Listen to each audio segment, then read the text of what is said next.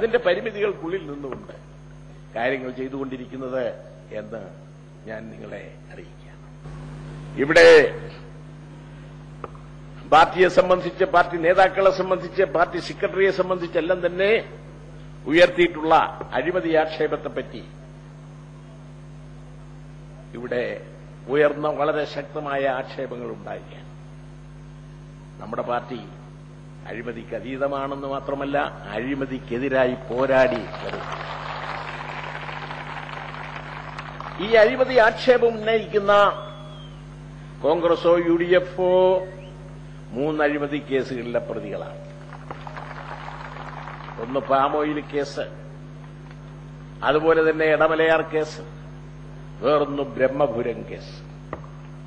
യുഡിഎഫിലെ പ്രമുഖനായ ആർ ബാലകൃഷ്ണപിള്ളയാണ് ഇടമലയാർ കേസിലെ പ്രതി.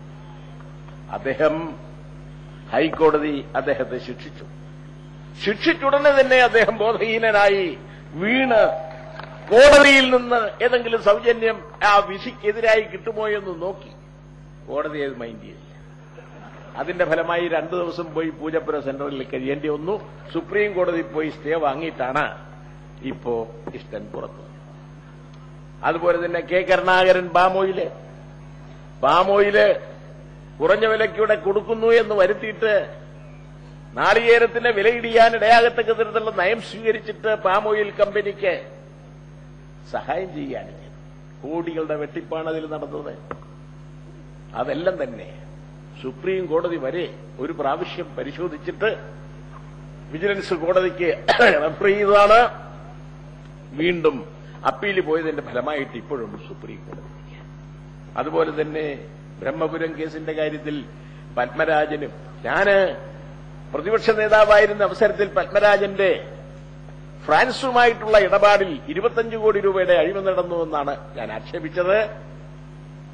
ആ ആക്ഷേപം ശരിയല്ലെന്ന് വാദിച്ചു പോന്ന പത്മരാജൻ പിന്നീട് 96-ലെ നയനാർ ഗവൺമെന്റിന്റെ കാലത്ത് നമ്പ്യാർ എന്ന ജഡ്ജിയുടെ മുമ്പിൽ ആ കേസ് അന്വേഷിച്ച് റിപ്പോർട്ട് സമർപ്പിക്കാൻ കൊടുത്തതിന്റെ ഫലമായി അദ്ദേഹം അന്വേഷിച്ചപ്പോഴോ 125 കോടി രൂപയുടെ അഴിമതിയാണ്. ആ 125 കോടി രൂപയുടെ അഴിമതിയുമായിട്ടാണ് കേസ് ഇപ്പോൾ സുപ്രീം കോടതിയിൽ പത്മരാജൻ നേരിട്ടുണ്ട്. അതേപോലെ ഈ കേസിന് വിധേയരായിട്ടുള്ള ആളുകൾക്കെല്ലാം അറിയാം, തങ്ങള് 3 കൂട്ടരും ഇതേപോലുള്ള കൊടിയ അഴിമതിക്ക് വിധേയരായിരിക്കുന്ന ആളുകളാണ്. മറ്റു പാർട്ടികളെ സംബന്ധിച്ച് അഴിമതിക്കാർ എന്ന് പറയുമ്പോഴും വിളിക്കുമ്പോഴും ആക്ഷേപിക്കുമ്പോഴും ഞങ്ങൾ ഇന്നവരാണേ എന്ന കാര്യം മറന്നു. ഏത് അഴിമതിക്കെതിരായും സിപിഐഎമ്മിന്റെ നേതാവിനെതിരായിട്ടുള്ള അഴിമതിയെ സംബന്ധിച്ച് പാർട്ടി ജനറൽ സെക്രട്ടറി ഇവിടെ പറഞ്ഞു. 2 തരത്തിൽ അതിനെ നാം നേരിടും. ഒന്ന് പൊളിറ്റിക്കലായിട്ട്, മറ്റൊന്ന് ലീഗലായിട്ട് അതിനെ നേരിട്ടിട്ട് തന്റെ നിരപരാധിത്വം തെളിയിക്കുന്നതിന് വേണ്ടിയിട്ട് കോടതിയിൽ എപ്പോഴാണോ സന്ദർഭം കിട്ടുക അതുവഴിയാണ് അതിനെ നേരിടാൻ പോകുന്നത്. ജഡ്ജിമാരെ എതിരായിട്ട് യുദ്ധം ചെയ്യാനല്ല. അപ്പൊ ആ നിലയിൽ തങ്ങൾ ചെയ്യുന്ന പോലെ തന്നെ ഇന്ന് ഭരണകക്ഷിയിലെ ആക്ഷേപത്തിന് വിധേയനായിട്ടുള്ള ആളുകൾക്കും ചെയ്യാൻ അവകാശമുണ്ട് എന്ന് ഒന്നും മനസ്സിലാക്കാതെ ലക്കിൽ ലഗാനുമായി ഇല്ലാതെ നടത്തുന്ന ആക്ഷേപങ്ങളും ആരോപണങ്ങളും നിർത്തുകയാണ് വേണ്ടത് എന്ന് ഞാൻ ആ സുഹൃത്തുക്കളോട്.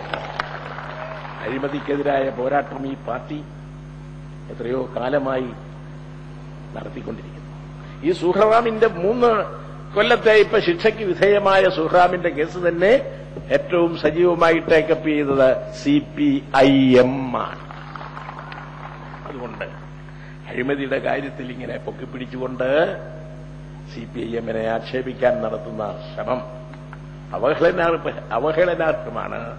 അത് നിർത്തുകയാണ് വേണ്ടത് എന്നുകൂടി ഈ അവസരത്തിൽ അറിയിച്ചുകൊണ്ട് ഈ സമ്മേളനത്തിൽ പങ്കെടുത്തിട്ടുള്ള സുഹൃത്തുക്കളെയും സഹാക്കളെയും അഭിവാദ്യം ചെയ്തുകൊണ്ട് ഞാൻ നിർത്തുന്നു.